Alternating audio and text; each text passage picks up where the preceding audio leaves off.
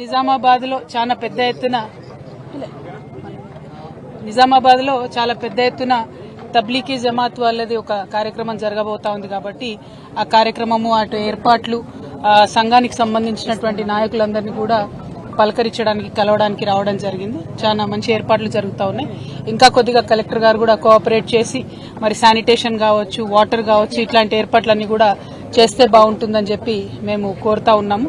ఇదివరకు జరిగినప్పుడు కూడా మేము ప్రభుత్వంలో ఉన్నప్పుడు కూడా చాలా మంచిగా మా ఎమ్మెల్యే గారు గణేష్ గుప్తా గారు కూడా సహకరించినటువంటి విషయాన్ని సందర్భంగా గుర్తు చేస్తూ आज निजामाबाद में तबलीग के जमात का जो आने वाले दिनों में इज्तिमा होने वाला है उसके इंतजामात को देखने के लिए यहाँ पे आए हैं और तबलीग के जमात के जिम्मेदार लोग जो भी है उन सबसे भी मिले हैं और उन सबसे भी बात हुई है.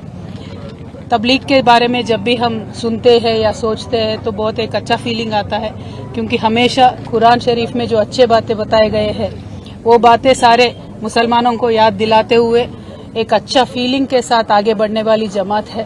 तो तबलीग जमात के सारे जिम्मेदार लोग जहाँ पे भी तेलंगाना में हैं, आप सबसे मैं यही गुजारिश करती हूँ, आप दुआ कीजिए, तेलंगाना की तरक्की के वास्ते दुआ कीजिए, तेलंगाना के तमाम आवाम अच्छे रहे उसके बारे में आप दुआ कीजिए. यही हमारी आपसे रिक्वेस्ट है.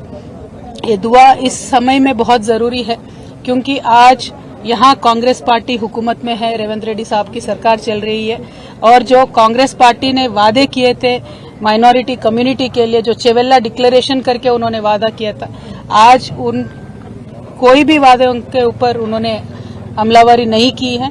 तो मैं यहाँ से डिमांड करती हूँ रेवंत रेड्डी साहब को, आप चेवेल्ला डिक्लेरेशन को इमीडिएटली अमल कीजिए. आप पे कोई भरोसा नहीं करने वाला था, इसीलिए आप लगातार गांधी फैमिली को तेलंगाना पे लाते रहे और उनके भरोसे पे थोड़े यहाँ पे लोग भी आपको वोट दिए. और माइनॉरिटी डिक्लेरेशन अब जब कर रहे थे तब सलमान खुर्शीद साहब को भी लेके आके आपने माइनॉरिटी डिक्लेरेशन का पूरा ओपन करके दिया था, लेकिन जितने भी उसमें वादे हैं वो एक भी आपने आज तक अमल नहीं किया. आपने बजट के बारे में बात किया, जो माइनॉरिटीज को मुसलमानों को इस बार बजट में दिए उसमें 4% भी आज तक आपने खर्च नहीं किया. और जो आप ये अलगा व्यवहार माइनॉरिटी कम्युनिटी से कर रहे हैं, हम इस पे बिल्कुल भी खुश नहीं है या माइनॉरिटीज भी खुश नहीं है. तो मैं आपसे यही डिमांड करती हूँ कि इमीडिएटली आप माइनॉरिटीज के जितने भी वादे हैं वो निभाइए. इस साल का बजट आपने 3000 करोड़ दिया है लेकिन खर्च सिर्फ 700 करोड़ आपने किया है. तो मेरा ये डिमांड है कि आप माइनॉरिटी कम्युनिटी के साथ दीजिए क्योंकि केसीआर साहब जब यहाँ पे थे पिछले 10 सालों में कम्युनल वायलेंस का एक भी इंसिडेंट नहीं हुआ था, लेकिन ये एक साल में जितने कम्युनल वायलेंस के यहाँ पे इश्यूज हुए हैं ये देख के बहुत एक दर्द होता है हम सबके दिलों में क्योंकि एक अमन और चैन के साथ तेलंगाना रहता था, एक गंगा जमुना तहजीब को हमने कायम करके रखा था. लेकिन जब से रेवंत रेड्डी साहब आए हैं ये तो कम्युनल वायलेंस पे ना ध्यान दे रहे हैं, ना मुसलमानों के तरक्की पे ध्यान दे रहे हैं, ना हिंदुओं के तरक्की पे ध्यान दे रहे हैं. इसीलिए मुझे लगता है जो जिस उनका व्यवहार है, उनका बर्ताव है, मुझे तो लगता है कि उनके रूट्स सारे आरएसएस में है, इसीलिए एक डिफरेंशियल ट्रीटमेंट ये दे रहे हैं ऐसा मुझे लगता है.